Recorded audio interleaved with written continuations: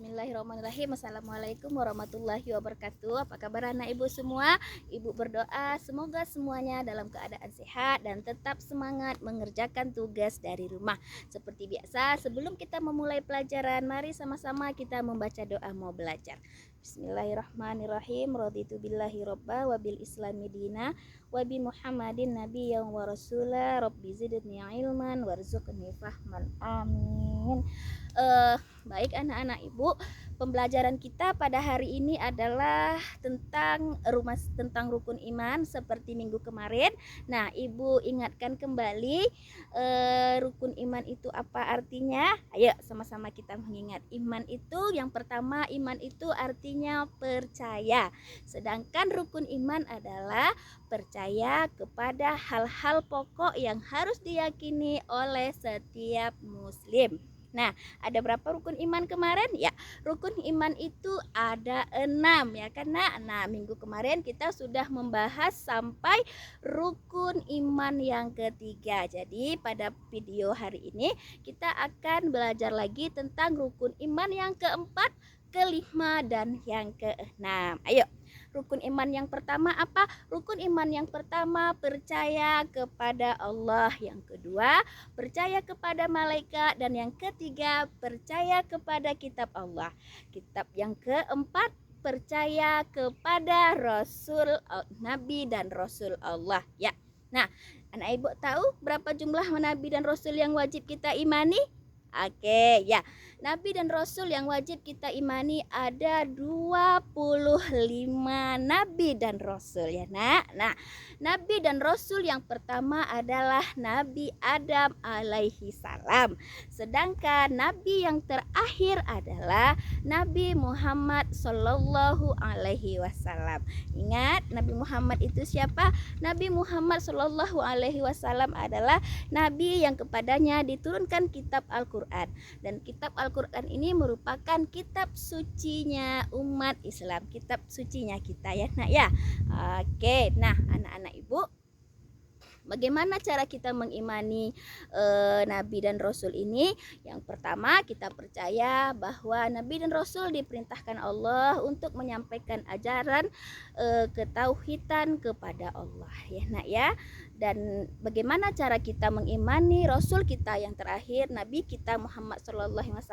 Yang pertama adalah kita membaca sholawat kepadanya, bersyahadat kepadanya, kemudian menteladani sikap beliau, contoh yang beliau berikan. Oke sayang. Oke, nah kemudian rukun iman yang kelima itu apa nak? Rukun iman yang kelima itu adalah percaya kepada hari kiamat. Nah, hari kiamat itu apa? Hari kiamat adalah hari di mana dunia ini, bumi ini akan hancur. Tidak ada lagi yang tersisa kecuali Allah Subhanahu wa taala. Nah, apa tanda kiamat itu terjadi? Kiamat itu terjadi setelah nanti malaikat Israfil meniupkan sangkakala. Nah, ketika sangkakala ini atau sangkakala ini bisa digambarkan dengan trompet ya. Nanti setelah dibunyikan sangkakala ini maka hancurlah bumi ini nak, seluruhnya hancur, langit hancur, bumi hancur, semuanya hancur ya nak ya. Bagaimana cara kita mengimani adanya hari kiamat ini? Yang pertama adalah kita percaya bahwa kiamat itu akan pasti terjadi, tetapi kita tidak tahu kapan terjadinya, di mana terjadinya, dan bagaimana terjadinya.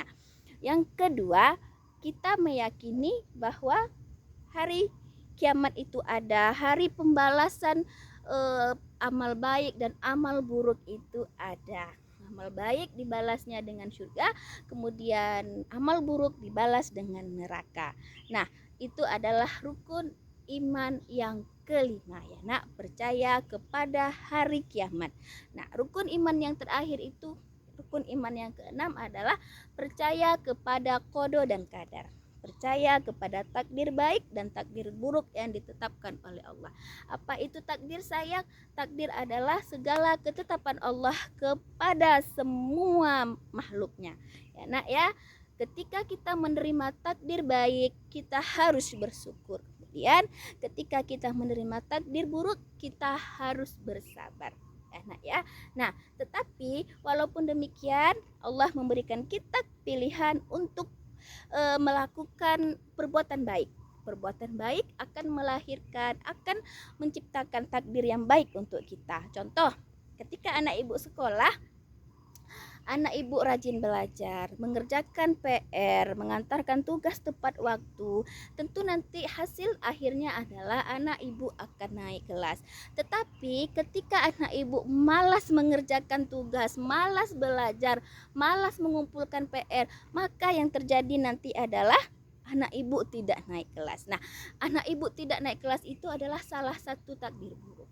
Jadi ketika kita ingin mendapatkan takdir yang baik, kita harus berusaha dan melakukan hal-hal yang baik.